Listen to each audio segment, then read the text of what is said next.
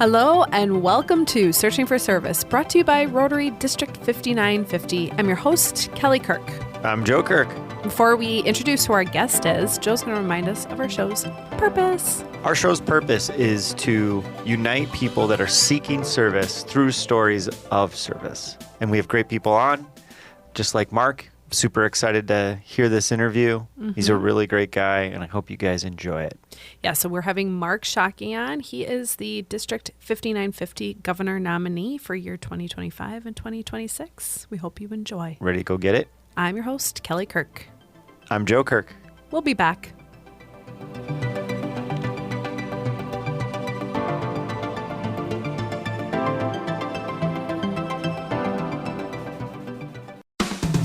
Show off your Rotary Club spirit with Russell Hampton Company. They're the world's largest provider of licensed Rotary items. They make everything like hats, jackets, shirts, banners, and more. Russell Hampton Company is a fourth-generation family-owned and operated business founded in 1920 by a member of the first-ever Rotary Club in Chicago, Club Number 1. When you call Russell Hampton Company, you get more than just a company, you get a fellow Rotarian-owned business who's there to help.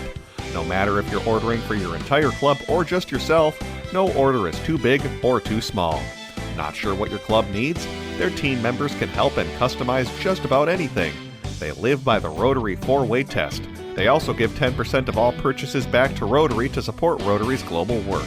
So remember, Russell Hampton Company is your one-stop shop for all things Rotary. Learn more at bestclubsupplies.com. That's bestclubsupplies.com. Russell Hampton Company, Rotarians serving Rotarians. Are you ready to make a difference in your community? Rotary is a great place to get involved in your community and meet passionate groups of people, as well as individuals dedicated to service and fellowship. At Rotary, we believe in the power of teamwork to bring positive change. As a member, you will have the opportunity to participate in exciting projects that address local and global challenges. From supporting educational initiatives to environmental conservation, we tackle it all. Joining a Rotary Club means becoming part of a diverse family of individuals who share a passion for giving back and having fun while making positive impact. With projects and events that enrich your community, there's something for everyone, from local initiatives to international collaborations. It doesn't matter what culture or country you come from. What matters is that you want to belong to a group that strengthens communities and creates lasting change. There's a place for everyone at Rotary, regardless of age or background. Learn more by searching for a Rotary Club in your community and visiting. Together, let's make a difference. Rotary, people of action. Gear up for a day of community spirit. Edina Rides for Education invites you to roll into a fun day of biking on Saturday, May 4th, starting at Fred Richards Park. Organized by the Rotary Club of Edina Morningside, they're all about service above self, and they're calling on you to join the ride. Opt for a leisurely 5 or 10-mile route and explore the scenic, car-free bike paths Edina has to offer. And here's the best part. Your participation in Edina Rides will support various educational nonprofits across the area. Registration is easy at edinarides.com. Take advantage of early bird pricing, just $25 for adults and $15 for kids.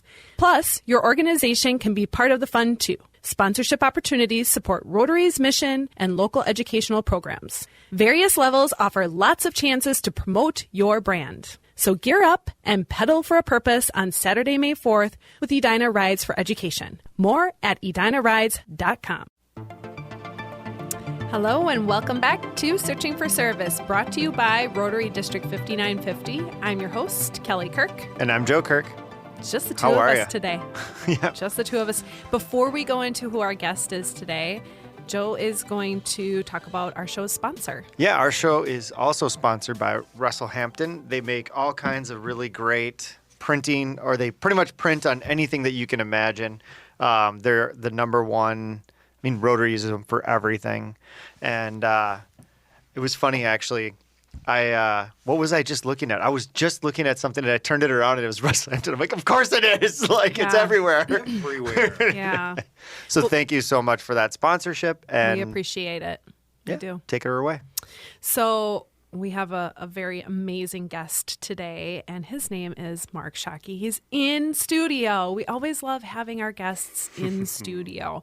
But I want to give the list of roles that Mark plays, because he plays some pretty important ones. If you're listening to this on the podcast, you can skip ahead 30 seconds. No, don't, because these are all very important. So first and foremost, Mark is a pastor at St. Peter's Lutheran Church here in Edina. He is also the 2025-26 District Governor nominee. For District 5950. For District 5950. He also is a part of the membership team. Mm-hmm. He is Rotary Zone Tech Team, Executive Secretary of Rotary Club of Minnesota Veterans, and that was the last one. But those are all that's because I started with the last one first, because to me that one is very, very important. There's a few Rotary things in my background and in my history that have been there in powerful ways. Yeah. So in fact, realistically, my Rotary life began on the first day of my first job.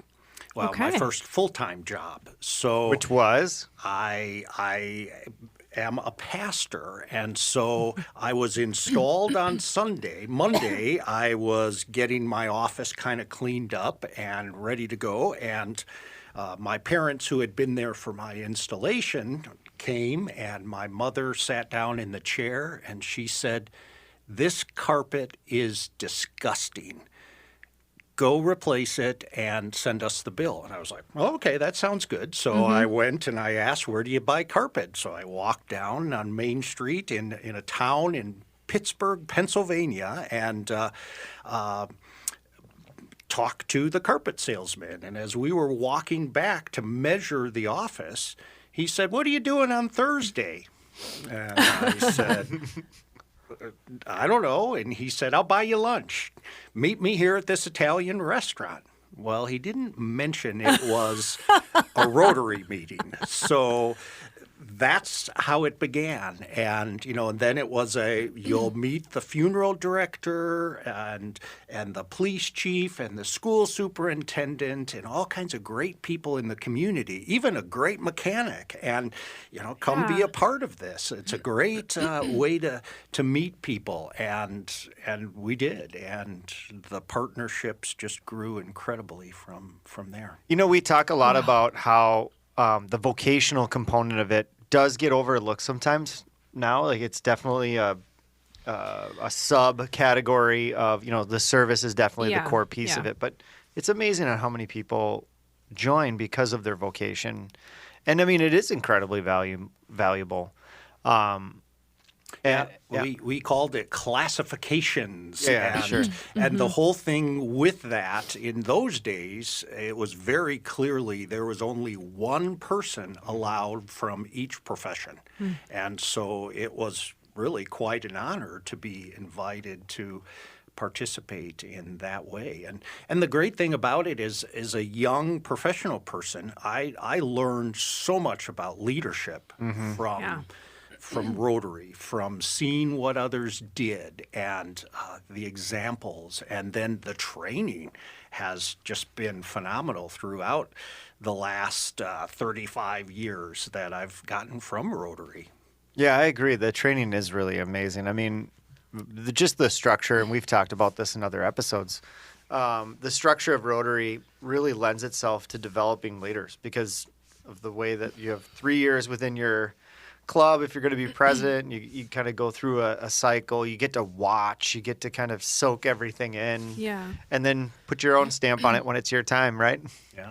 Well, and as a pastor, too, you are a leader within the congregation. Yeah. So. Well, and the other aspect is so much of what I do focuses around volunteers. Sure. So the thought that, corralling and identifying and setting volunteers free is identical in what we do in my day-to-day life as it is in my Rotary world. And, how do we get people serving And Yeah. that's the sauce that kind of is very similar between Rotary and church life. That is, it took me a while to be comfortable with that, and then especially here, this whole idea of being invited to be a district governor. Why would anybody want to listen to a pastor? This is not a faith organization. So the idea that a pastor would be a district governor just made no sense in my mind whatsoever. And I just put the whole idea off for so long. And the reality is, I'm inseparable from my faith, and really every Rotarian is inseparable from their classification. If you're an attorney, you go to a Rotary meeting and you're an attorney. If you're a teacher, you go there, you show up, you have expertise in teaching, and that's going to come out in your discussions. And I started to realize, well, wait, that's never been something that's been a hurdle for me when I've gone to Rotary meetings or when I've served and done things at district level. So why am I so afraid of that? And I had put it off, and I was actually in South Africa, and I was invited to be on a Rotary podcast, and I was invited because of the whole faith issue. And, this is a real challenge for clubs now. Many clubs who were started 60 years ago with prayer at the beginning of every meeting. And some people are so uncomfortable with that. How do you reconcile that? How do you deal with that? What do you do with that? And I just answered questions, and I talked about it. And after it was done, the host said, I'm classified as an atheist, and I feel so comfortable now with Rotary and the connections to faith communities.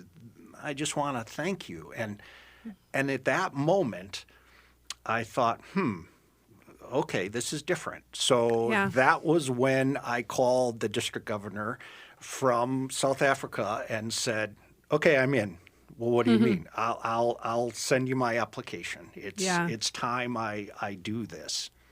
Well, Nice. and I mean, leaders lead at the end of the day too, and I think that leaders have crisis of conscience too. Like, I mean, I think that happens a lot for everybody, but specifically, like, I can understand some of the challenges for yourself and kind of trying to respect what Rotary is without. I'm trying to actually look for the right word of, influencing or swaying. Yeah. But on the other side is, I just go, Rotary is incredibly inclusive, and it should be inclusive of all things, not just, some things. It should be all things, and we should all become more tolerant and more understanding of one another, whether you agree with them or not.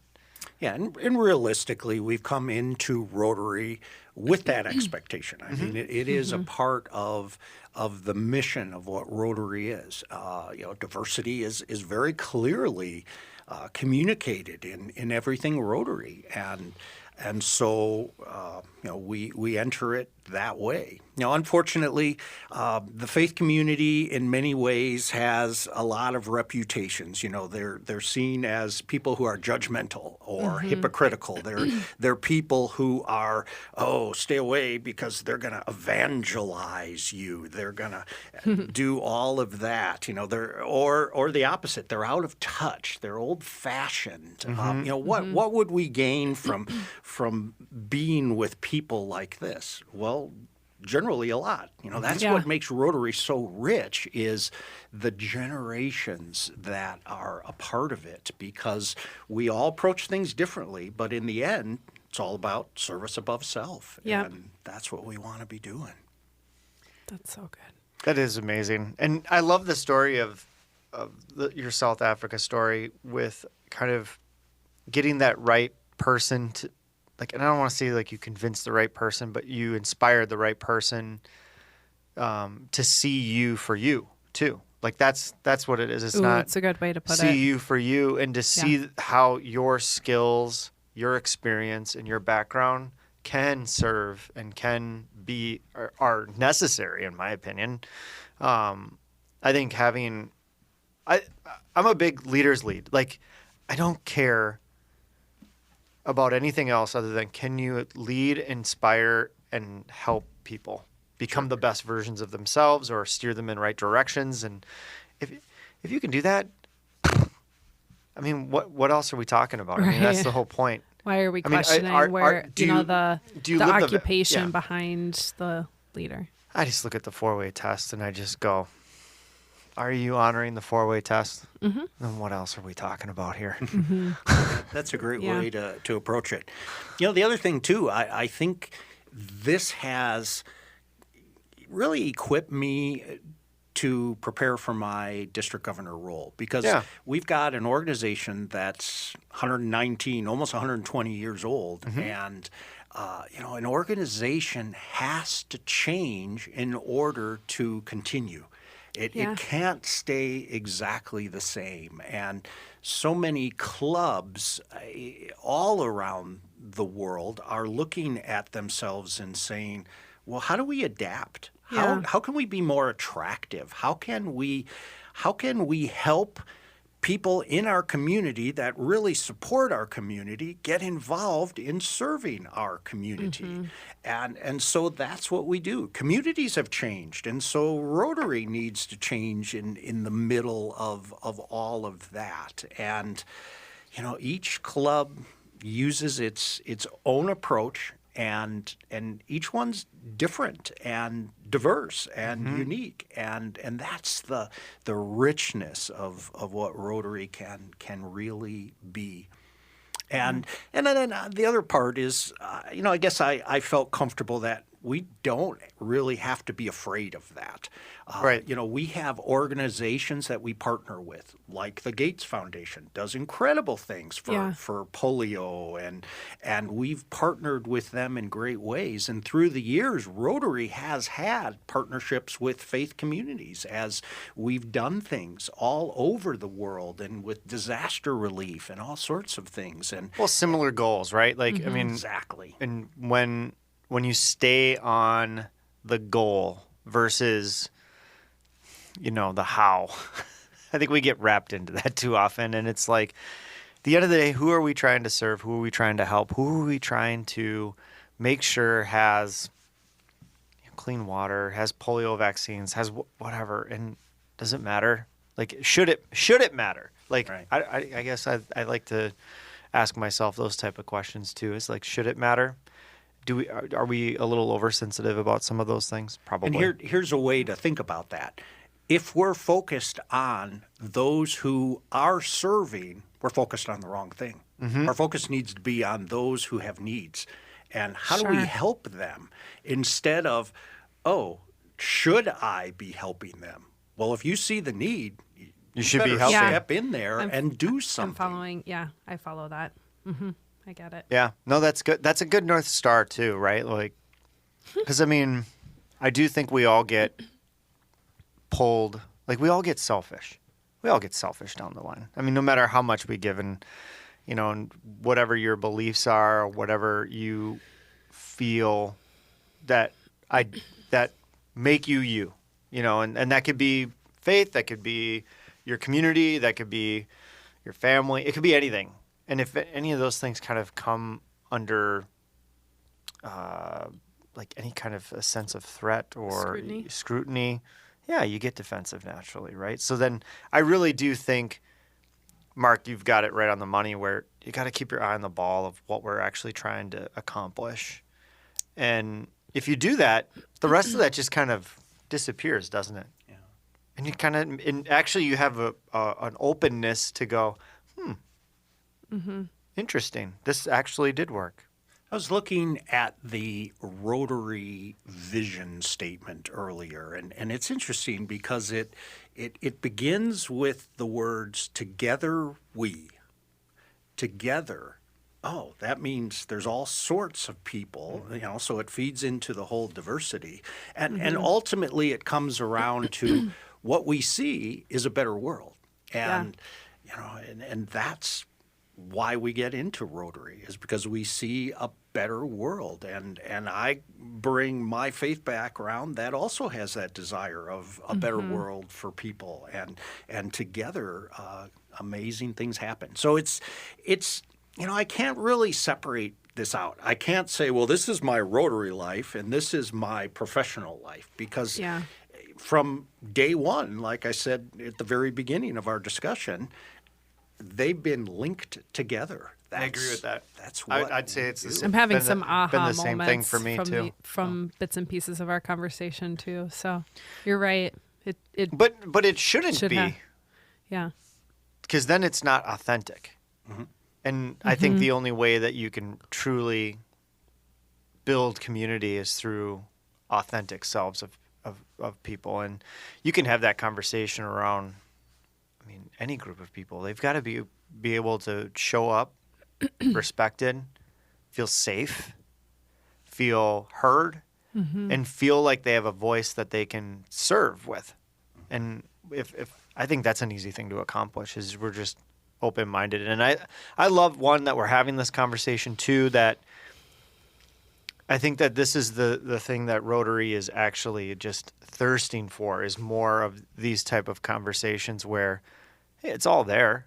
All the opportunity that we could ever wish for is right in front of us. If COVID gave us anything, is it created a vacuum in people's lives of realization of community and service, and how nobody can do it by themselves. Yeah. And I look at Rotary and I go, man, that really, really speaks to how you can get back into. It's so funny. Like on this show, we're always like, we don't really care who you serve with, just go out and serve. But then we're like, but Rotary's pretty awesome. Might be the best vehicle to do that. Because where do we, like 75 episodes into this show, and you go, the amount of different things and opportunities, it's endless. It's pretty incredible. And like, if it isn't that Rotary directly does it, they're connected to it. So, it's pretty amazing. So I don't know where we're going. Well, one of those aspects that you didn't catch as you talked about my background, Kelly, is kind of my hobby, my pastime. So I am actually a NASCAR chaplain. So I need serve to know what that means. with one of the Cup Series teams and just provide some spiritual support. Okay. And, when I talk about a team, each weekend at the track, each car brings about 50 full-time employees to the track every weekend, all over the world, or all over the country, I should say. And so there's a lot happening. And so the team that I work with has 3 Cup cars. Cup Series is one of the NASCAR series, and so I connect with a lot of folks, and even there's Rotary overlap that happens at the track as well. You're that chaplain who's in Rotary, right? Yeah. Guilty, and there it is. So that's kind of an interesting thing. But how did you get involved in that? Is that what's the story behind that? Are you like a NASCAR fan and then got connected? No, okay, not one bit. So you're not like me and grew up watching Days of Thunder like every third day. It kind of happened through. He can quote that pretty much the whole movie. By the way, it was a bit annoying watching it for the first time and having him in my ear quoting. I was like, big quote guy, huh? I watched that for the first time during COVID. I had never seen it before then. You know, I was like, oh, what else should we do? Hey, there's a movie. I've never seen that one. Everybody talks about it. I should know what's in there. It's a great movie. And then you understood why everybody talked about it, right? Some of the best names in movies: Harry Hogg, Russ Wheeler, Cole Trickle. Like great names. Okay. There you go. Back So to anyway, Mark. some of- Back to Mark. Some Back of the to Mark. the interesting part of that is you asked, how did I get into that? Okay, so I always thought NASCAR was you go around in circles and the fastest car to go across the finish line wins. Yeah, that's how I and view that it. was what it is. And then I realized as my brother sat with me that that's not the way this works. You know, they're teams. Look at those two guys. They will help each other. And it's like, oh, well, that's interesting. And then a couple of minutes, well, why are those two kind of helping each? Well, they both drive Fords, so they're helping each other. It's like, oh, I get it. And all of a sudden, you know, there's this jockeying for position that's based on who's helping you, who's creating a little space for you to come through. And it's like, Interesting. I thought this was every man for himself. Yeah. This is what we Me do. too. And Interesting. then that has to do with the well-being of the guy who puts air into the tires before they throw those on. So if there's and those are usually 20-year-olds who are doing a job like that, and they'll stay with NASCAR probably for the rest of their careers as they'll go up and become mechanics and engineers and different things like that. But that poor guy who's sitting there at the edge of the track in the rain, filling tires and gluing, back in the day, lug nuts onto each of the wheels, and has 102 fever. And I'll walk by and he's like, would you pray for me because I shouldn't be here. Yeah. And okay, so all of that goes on. All right, now you asked, how did I get into that? So here I am. My brother, who was in Rotary, said, hey, I'm going to... Wait, was? It was, yes, unfortunately was. Okay. That's a story of its for another own. day. Okay. Gotcha. But the reality was, let's go to the track and we'll hang out there. And so I did. And one race became 2 races, became a half a dozen races, and he kept saying, hey, that guy there is like the track pastor. In fact, he's not just the track pastor; he's the NASCAR pastor. You need to get to know him. And then the next race, he'd say, "So did you introduce yourself to him?" And I was like, "Well, no. Why?" And he's like, "Well, you need to go give him your business card. Tell him you'll help him." I was like, "No, I'm not gonna do that." And so one day I discovered You're a hell of a salesman. I discovered, hey, they do worship at the track right before the race, because these people, from Valentine's Day to Thanksgiving, they're on the road every single weekend, so they need some spiritual support, and there's this worship service, so I would pop into that worship service. And so fast forward a couple of years, standing at Indianapolis at the track under a little tent because it's raining. It rained. You get there and it's like 4 days you're there. It's not just a little Sunday afternoon race. It's a big deal every week. And I'm talking to this NASCAR pastor, and he looked at me and said, "You're in." I was like, "I'm in? What do you mean?" He said, "Come to training in California in January, and you're in." I said, "I'm in for what?" Sounds a lot like Rotary here. I'd like you to be a chaplain. And I was like, I didn't know I wanted to be a chaplain. And he said, I've been watching you. I have no idea how you get passes to be in the track and in the garage like you are, but I've watched you for years. And Jeff Gordon will walk by, that dates me, and you will wave at him and say hi, and then you let him walk. You are not starstruck. You're I've seen you talking to people down in the pits, and you're coming at it from wanting to serve them, and that's what we need. And he said, you wouldn't believe how many pastors try to get a free ride into NASCAR. And he said, that's not what I see in you. And so there we go. So there's the serving that comes through in different ways. And, and as I came back, I realized, wow, this is great. And so there it is. That's the common connection, is serving. And then I realized, oh, well, I don't have to be afraid of all of these people that I know nothing about their backgrounds, because that's what I do every week in Rotary. I know nothing about all these people, right. But I sit and have a meal with them, and we end up serving somewhere in the community together.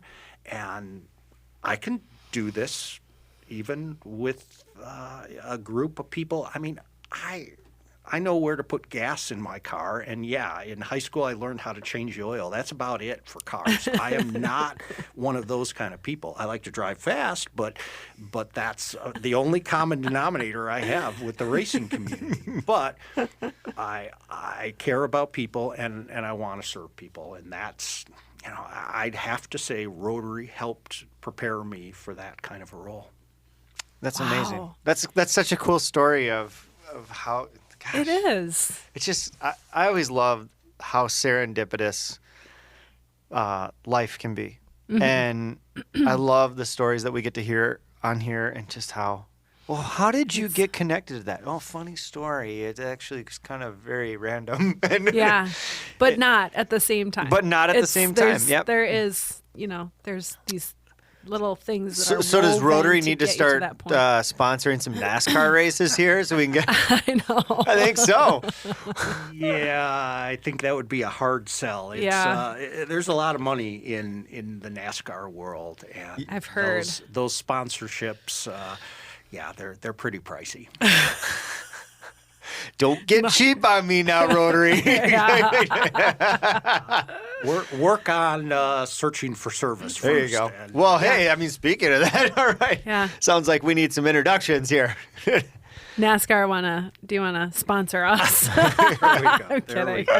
Only kidding. No, but to go back to that, like I said, it's cool that, the stories that are shared on the podcast, the show, may seem at random, but there is that little, there's this that led to this, and it's all kind of woven in, and then you go, and here's the tie.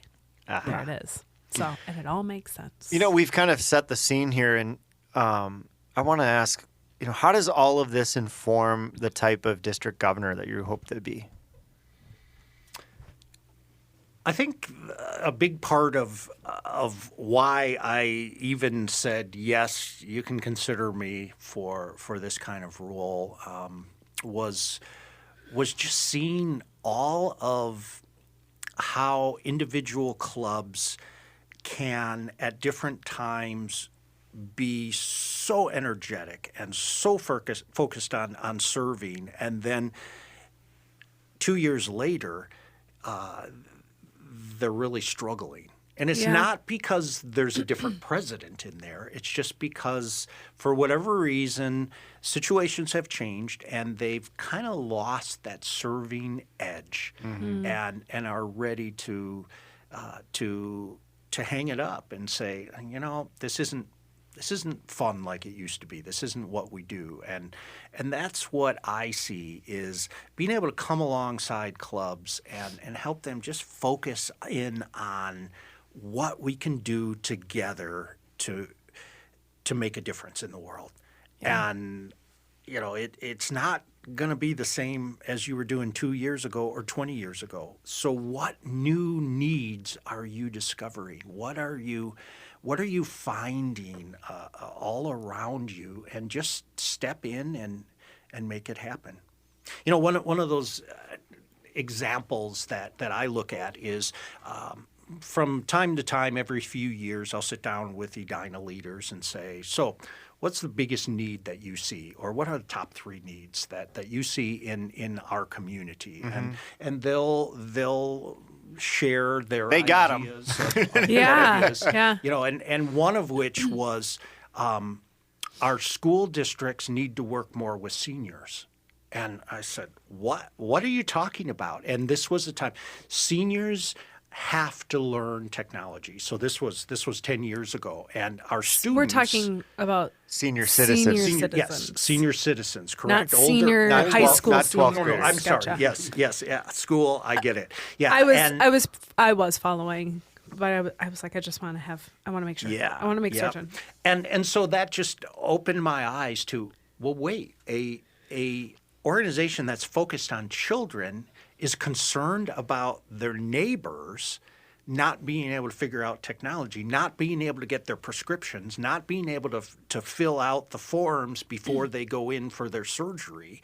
Our kids know this stuff like everything. So we're going to combine our kids together with the neighbors who are older and are afraid of cell phones and other things, and teach them how to use those iPads and that sort of thing. So I've looked for that. And, another one of the needs that's there has been locally, I've learned in the last years, has been young adults with disabilities. So either developmental disabilities or intellectual disabilities. And our schools in the state of Minnesota do an incredible job of special needs. And in fact, not many years ago, Ryan was the homecoming king at Edina High School, a young guy with Down syndrome. And he was the superstar. Well, then everyone graduates, all the friends go off to college, and then they don't come back. And, I talked to one young person who said, I don't think my friends like me anymore. I said, well, why do you say that? They used to come over all the time. They're never here. And it's like, well... they're doing something else. And then the parents say, and our kids go downstairs and they play video games, and that's all they do. Yeah. So we recognize this is huge need for just befriending and walking alongside of people. And so, then we discovered, other things like our Veterans Club has gotten involved in helping with some wheelchairs and basically providing wheelchairs, because in America, the liability is too high for accepting donations of wheelchairs, but we can send them all over the world and fix them up and get them going and equip people with disabilities to be functioning. And what I've seen is, wow, there's Rotary clubs who do that globally around the world. They work with hospitals, find equipment, medical equipment, and provide it to families who wouldn't otherwise be able to do that. And to hear those stories of, here's a individual, here's a young girl who spent her first 8 years of life on the couch, and now we can take her places in a wheelchair because we were given this wheelchair that we would have never been able to afford for her. Wow. And so we look at that and see, yeah, there are lots of possibilities, and so we're kind of working. Very much so with young family or families with young adults in them, and trying to serve them. And so, at a church level, we're doing some theater for those with disabilities. In fact, renting a theater in St. Paul to do Shrek the musical, and cute. Special Olympics in the gym and other things, and starting to realize, wow, there's Rotary possibilities with all of this, because Special Olympics that's coming to Minnesota this year is going to need all kinds of support and help. Yeah. And what better training for us to host a Rotary International Convention than to be involved with a huge 20,000 person Special Olympics event and putting that on. So, discovering the need and seeing, okay, this is more than just one little church in Edina, Minnesota, who should attack this. Yeah. There are clubs who want to serve people in their communities. Let's make them aware. And so that's, coming back to the idea of how do we approach this? As in my leadership as a district governor, what could happen? I think just helping people understand what could we do together, and remember that Rotary vision statement. Together we ... Yeah. Oh, we see a world where disabilities aren't hurdles for people, and they can be involved. Wait, that's diversity. That's what It sure is. one of our huge values. Right. That's what we do together. So, I picture these young people very much involved in the Rotary sphere in the coming years. And you guys are an Edina club. There right. you go. Yes, we are. Get Yeah. ready, because we're Here we go. preparing them. And I love it. One of the things That's that I really neat. liked, and we've had it in another show where they talked about the music festival, the one in St. Prior? Cloud. St. Oh, Cloud. By George. Summertime by George. Summertime by George. by George Lake. And how they figured out how to redo the park and redo the lakefront was they went to the city and went, what do you Yeah. guys need? And they gave them a comprehensive plan, and this was something we've got on it. Cool, we'll just attack that. And so you think about, like, as you're going into your district year and you go, oh, can I empower a lot of these clubs that are struggling with service, and go, talk to your city. And probably a lot of the clubs have city officials in the club, and Yeah. and just say, what are the top 3 things? Like exactly what you were saying, and just attack one of them. Are you going to State of the Community tomorrow? I shouldn't I? I've actually we'll got get a couple the- commitments We can get the lowdown going. for you, Mark. We It's all typically good. do like an encore for the club. Usually does one. You're always welcome to come. Or What? like they'll do like a mini presentation at our club Oh, yeah. Gotcha. to kind of give us the Gotcha. Cliff Notes. No, I'm But- excited. but Kelly's going to be there. Mm-hmm. I am. Well, we've done some interesting things at the district level in many surrounding districts of identifying individuals who might be served by Rotary. And I know you've done podcasts on things like cause-based clubs. Right. And, Yep. what does that look like? And I'm actually a part of one of those, the Minnesota, the Rotary Club of Minnesota Veterans. Yep. And, Yep. and that's what we focus on is a very specific niche. And everything we do is serving veterans. And I am not a veteran myself, but the week after a weekend when I sent off my son-in-law to be deployed for the first time, leaving behind a 3-year-old and an 8-month-old for a year, and recognizing, oh, I guess I am part of the veteran community. Yes. And so I stepped into that and just saw there are so many possibilities that are there. And one of the great things is Rotary clubs love to do things for veterans, and to say, just do it. And it's all community based. That's what's so incredible. I think when Rotary clubs struggle, it's like, well, there's a club over in Iowa that did this in their community. We're going to do that. But, it comes back to what you were saying just about, no, just ask what your leaders need. Yeah. Ask what your community needs, and then meet that need and do that. I think a real challenge for clubs too are projects that they've done for 10, 15, 20 years.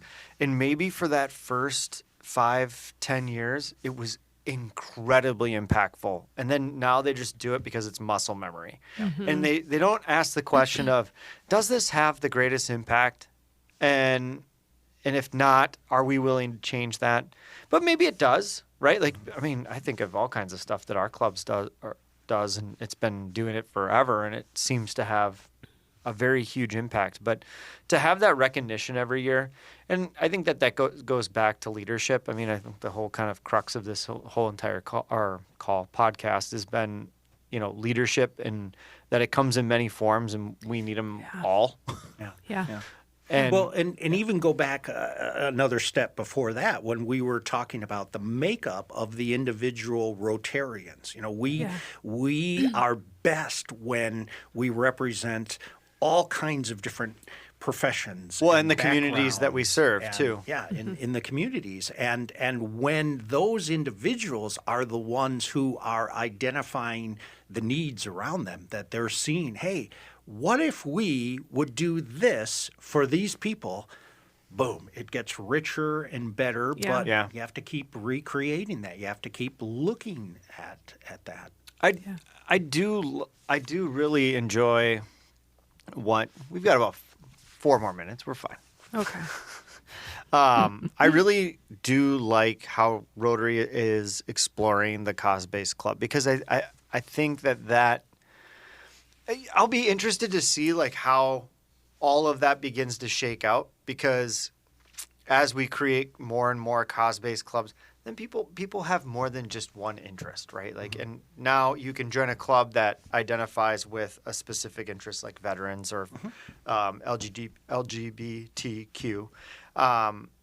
But what I've found is, and I'm sure that this is kind of how Rotary evolved in the beginning, is, well, what else can we do? Well, wait a second. We've kind of mastered this component of it. Now, like, what else can we do? And so I'm really interested at this, like, deconstruction of Rotary back to, like, its core principles, because I like that component. And then you'll see it begin to grow again. Like, it's like a seed. And I've been wrestling with cause-based club versus kind of like our typical traditional club. And you go, boy, I bet you that the traditional club started very much like the cause-based club, where it was kind of focused around vocation, for that matter, in the beginning, right? Yeah. And then it evolved, and it evolved, and it evolved, and then it brought in different people. And I can't help but think that that's probably the direction a lot of these cause-based clubs. And then you're going to see, maybe instead of a lot of collaboration amongst the cause-based clubs, like a couple different clubs getting together and doing things because it's very similar. And so it's kind of fascinating to think about, like, how it's almost like a circle. Like, we're kind of in an evolution, and you just wonder, like, what are your hopes for cause-based clubs and the future of Rotary membership? My hopes would be just that people of passion continue to become part of Rotary, and that's what cause-based clubs are about. I'm passionate about this. We're passionate about discovering the needs that veterans and veteran families have, and then being the boots on the ground to make something happen. But we're not trying to do it all. We are not the money source to do this. There are so many organizations who serve veterans, and what we do is we try to bring in speakers from other organizations who will then give us a volunteer opportunity to come alongside them and serve. So they're putting our service opportunities together. We're calling vets to come and help and participate in that. And, it's had varying levels of success, because there's always that, what do you mean you're going to come and help us? Is that true? Well, put it together. Yeah. It's true. We will. And so rather than being another organization that is vying for dollars for the veteran causes, or trying to get more volunteers to do the things we're coming up with, we want to shift that around the other way and say, we're the servants. We're going to be here. We're going to go out to whatever projects you're doing that you could use some men and women and some children to lend a hand and be part of that. Brilliant. Wonderful. That's absolutely brilliant. Mark, this has been really great. I want this one went by so fast. It did. So the last question For somebody Make it quick. For somebody who's searching for service right now, what are some words of wisdom that you could give them? Just do it. Just engage. Just hop in and follow that gut and make things happen. And Get into action. You will never regret taking action. Love it. That was really great. Thank you very much for taking time to come on to the show. My pleasure. And speak to us. It was really interesting to hear your story. And thanks for telling the Rotary story over and over every week. Of course. Well, I'm your host, Kelly Kirk. And I'm Joe Kirk. We'll be back. See ya.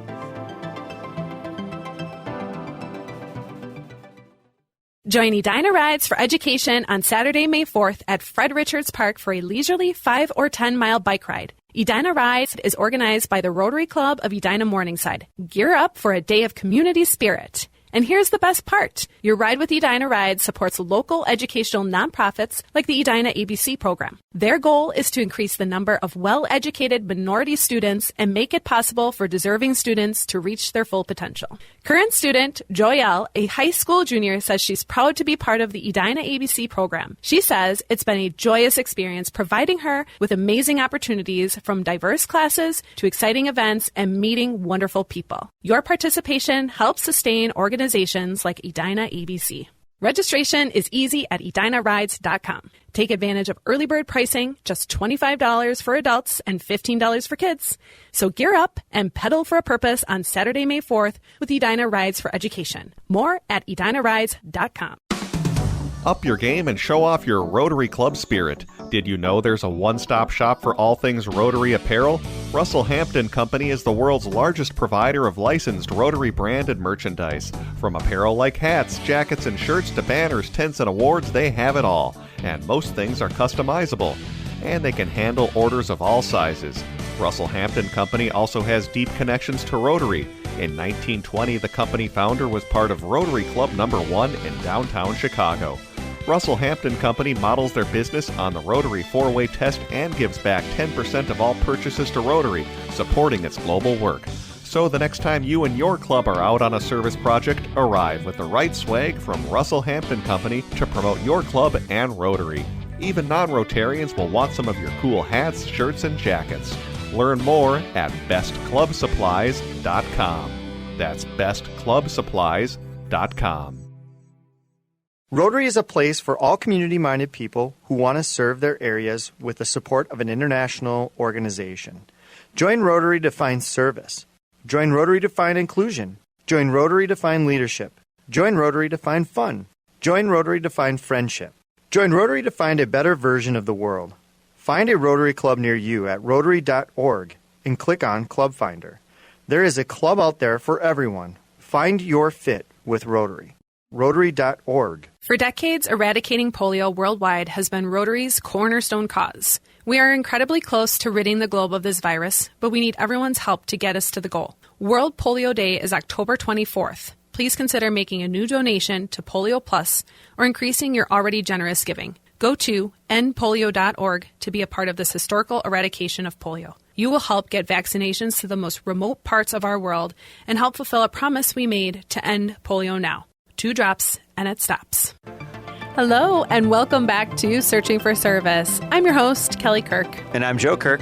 That was a really nice interview. It really with was. Mr. Shockey. Yeah. It's good to have him here in the studio. And you can't tell he's excited to be district governor at all. I know. Yeah.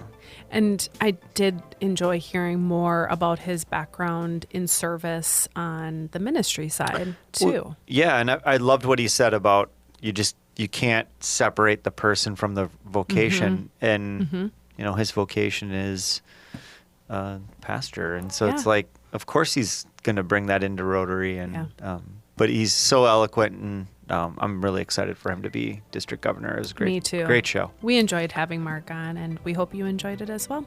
I'm your host, Kelly Kirk. I'm Joe Kirk. It's time to stop searching And start serving. Thanks so much for listening. Bye.